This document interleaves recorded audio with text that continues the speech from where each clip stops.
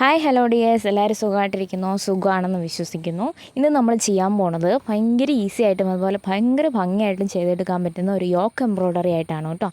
അപ്പോൾ ഇതിന് വേണ്ടിയിട്ട് നമുക്ക് ജസ്റ്റ് എങ്ങനെയാണേലും നമ്മുടെ നെക്ക് എന്ന് പറഞ്ഞാൽ നിങ്ങൾക്ക് ഇഷ്ടമുള്ള നെക്ക് ഏത് നെക്ക് വേണമെങ്കിലും വരച്ച് കൊടുക്കാം. ഇന്ന നെക്ക് വേണമെന്നില്ല, ഞാൻ എപ്പോഴും വീഡിയോയിൽ പറയാറുള്ളൊരു കാര്യമാണത്. അപ്പോൾ അതുപോലെ നമ്മൾ നെക്ക് ജസ്റ്റ് ഒന്ന് മാർക്ക് ചെയ്ത് കൊടുക്കുക. അതിനുശേഷം നമ്മളുടെ യോക്ക് പോർഷൻ അത്രയും ഭാഗത്തേക്ക് കംപ്ലീറ്റ് ആയിട്ട് നമ്മൾ നമ്മുടെ ഡിസൈൻ ഒന്ന് വരച്ചു കൊടുക്കുകയാണ് ചെയ്യേണ്ടത്. അപ്പോൾ ഈ ഒരു ഡിസൈൻ നമ്മൾ പല വീഡിയോസിലും ചെയ്തിട്ടുള്ള സെയിം ഡിസൈൻ തന്നെയാണ്. നിങ്ങൾക്കത് തമ്പനയിൽ കണ്ടപ്പോൾ തന്നെ മനസ്സിലായിട്ടുണ്ടാവും അല്ലേ. അതിന് വേണ്ടിയിട്ട് ഇപ്പോൾ നമ്മൾ ലാസ്റ്റ് താഴെ വശത്ത് ആ യോക്ക് തീരുന്ന പോർഷൻ ഉണ്ടല്ലോ, അവിടെ ഒന്ന് ഇതുപോലെ ഒന്ന് മാർക്ക് ചെയ്ത് കൊടുക്കുക. ഇനി നമുക്ക് നെക്ക് തൊട്ട് ആ താഴെ പോർഷൻ വരെ ഇതുപോലെ നല്ല പോലെ ചെരിച്ച് വെച്ചിട്ടൊന്ന് വരച്ചു കൊടുക്കുക. അപ്പോൾ നമ്മൾ ഈ ഒരു ഡിസൈൻ ചെയ്യുമ്പോൾ അത്യാവശ്യം നല്ല വലുപ്പത്തിലാണ് ഗ്യാപ്പ് ഇട്ടിട്ടാണ് ഓരോ ലൈൻസ് കൊടുക്കേണ്ടത്. അതിനെന്ന് വെച്ച് കഴിഞ്ഞാൽ കുറച്ച് നല്ല വലുപ്പത്തിലാണ്, അതായത് നമ്മൾ ആ ചെയ്യുന്ന ഒരു ഡയമണ്ട് ഷേപ്പ് കിട്ടാനായിട്ട് ഇച്ചിരി കുറച്ച് നല്ല വലുപ്പത്തിൽ തന്നെയാണ് അത് ചെയ്യുന്നത്. തീരെ ചെറിയൊരു ഡിസൈൻ അല്ല, അത്യാവശ്യം നല്ല വലുപ്പമുള്ള ഡിസൈനാണ് കേട്ടോ. അപ്പോൾ നമ്മൾ യോക്കയിലേക്ക് ചെയ്യാൻ വേണ്ടിയിട്ട് എടുക്കുമ്പം നമുക്കറിയാം, നമ്മൾ ഓരോരുത്തർക്കും ഓരോ ശരീരത്തിൻ്റെ മെഷർമെൻ്റ് ആയിരിക്കും അല്ലേ.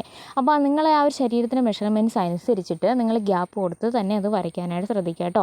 അപ്പോൾ ഇത് നമുക്ക് യോക്ക് കംപ്ലീറ്റ് ആയിട്ട് വരുന്ന ഒരു ഡിസൈനാണ്. അപ്പോൾ അതുകൊണ്ട് തന്നെ അത്യാവശ്യം നല്ലൊരു ഏരിയയിൽ തന്നെ ഈ ഒരു ഡിസൈൻ നമുക്ക് ചെയ്തെടുക്കാനായിട്ട് ഉണ്ട്.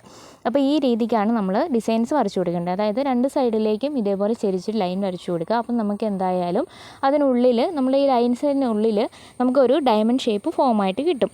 അതിനുള്ളിലാണ് പിന്നെ നമ്മൾ ഡിസൈൻസ് ചെയ്യാനുള്ളത്. അപ്പോൾ നമ്മൾ ഈ ഒരു ലൈൻസ് കംപ്ലീറ്റ് ആയിട്ടും കട്ട് ബീഡ്സ് ഉപയോഗിച്ച് ഫില്ല് ചെയ്ത് കൊടുക്കുകയും കൂടിയാണ് ചെയ്യേണ്ടത് കേട്ടോ.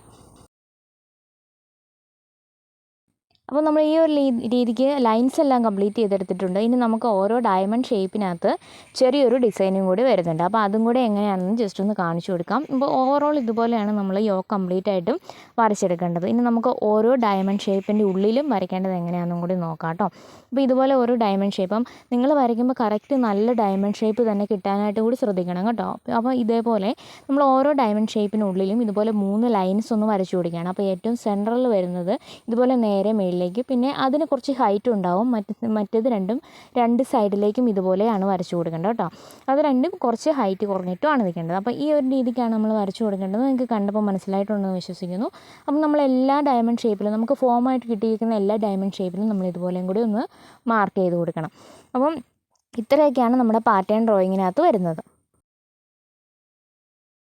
ഇനി നമ്മൾ ഇതിനകത്ത് കട്ട് ബീഡ്സും അതുപോലെ റൗണ്ട് ബീഡ്സും വൈറ്റ് റൗണ്ട് ബീഡ്സും ഉപയോഗിക്കുന്നുണ്ട്. അപ്പോൾ ആ റൗണ്ട് ബീഡ്സാണ് നമ്മൾ ഈ ഒരു ലൈൻസിൻ്റെ മുകളിലൊന്ന് വെച്ച് കൊടുക്കണം. അപ്പോൾ അതുകൂടെ ജസ്റ്റ് ഒന്ന് അതുപോലെ ഒന്ന് മാർക്ക് ചെയ്ത് കൊടുത്തതേ ഉള്ളൂ. നിങ്ങൾക്ക് ജസ്റ്റ് മനസ്സിലാകാൻ വേണ്ടിയിട്ട് മാത്രമാണ് കേട്ടോ.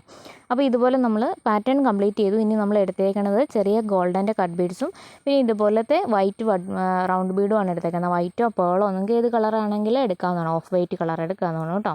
ഇനി നമ്മൾ എടുത്തേക്കുന്ന നീഡിൽ നമ്പർ 10 ആണ്, നോർമൽ നീഡിൽ നമ്പർ 10 എടുത്തേക്കുന്നത്. നമ്മൾ ബീഡ്സ് വർക്കിന് എപ്പോഴും ഉപയോഗിക്കുന്ന സൂചി അത് തന്നെയാണ് കേട്ടോ.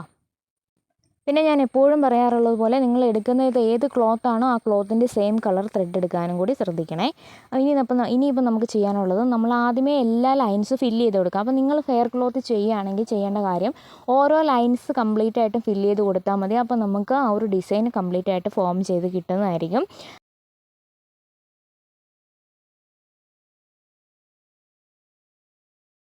അപ്പോൾ നമ്മൾ ഇതേ ഒരു സെയിം ഡിസൈൻ തന്നെ ഓരോ ബീഡ്സ് വെച്ചിട്ട് ബാക്ക് സ്റ്റിച്ച് ചെയ്ത് ഒരു വീഡിയോ ചെയ്തിട്ടുണ്ടായിരുന്നു.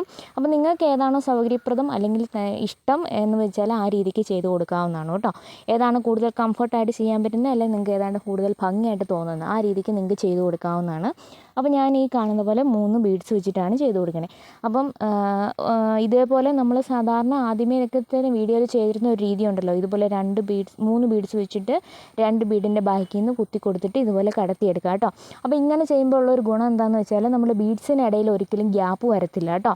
അപ്പോൾ ഇതുപോലെ നമുക്ക് നല്ല പെർഫെക്റ്റ് ആയിട്ട് ചെയ്തെടുക്കാനായിട്ട് പറ്റും. ഈ ഒരു പാറ്റേണിൽ തന്നെ നമ്മൾ വേറെ 2-3 വീഡിയോസ് ചെയ്തിട്ടുണ്ട് കേട്ടോ.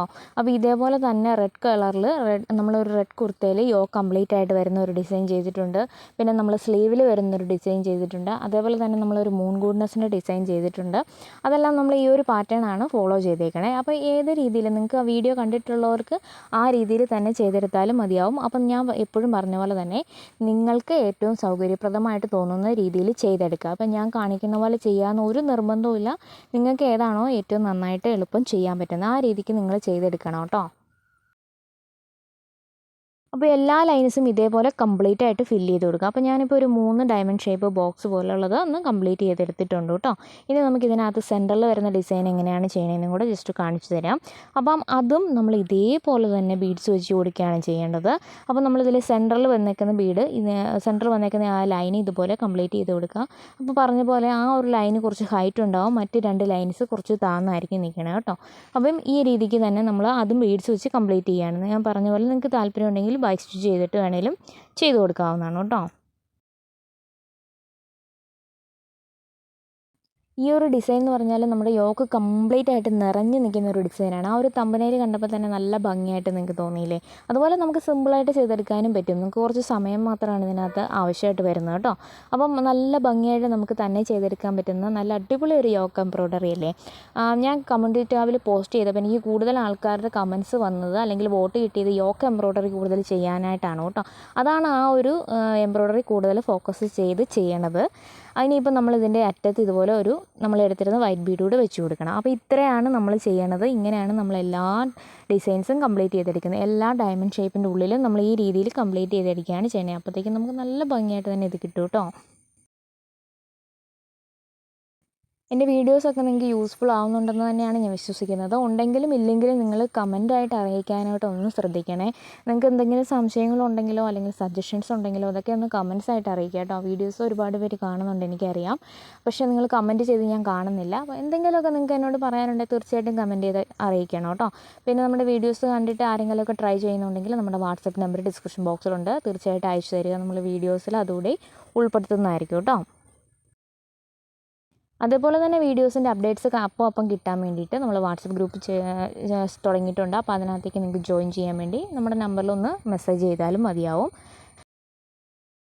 അപ്പോൾ ഈ ഒരു രീതിക്കാണ് നമ്മളിത് ചെയ്തെടുത്തേക്കണേ. ഇപ്പം ഞാൻ ഇന്ന് എങ്ങനെയാണ് ചെയ്യേണ്ടതെന്നുള്ള ഐഡിയ നിങ്ങൾക്ക് കിട്ടിയിട്ടുണ്ടെന്ന് ഞാൻ വിശ്വസിക്കുന്നു. അപ്പോൾ തീർച്ചയായിട്ടും നിങ്ങൾക്ക് ട്രൈ ചെയ്യാവുന്നതാണ് കേട്ടോ. അപ്പോൾ നിങ്ങൾക്ക് വീഡിയോ ഇഷ്ടമായിട്ടുണ്ട് അല്ലെങ്കിൽ യൂസ്ഫുൾ ആയിട്ടുണ്ടെന്ന് വിശ്വസിക്കുന്നു. ഇഷ്ടമായിട്ടുണ്ടെങ്കിൽ സപ്പോർട്ട് ചെയ്യാൻ മറന്നു വരുതേ.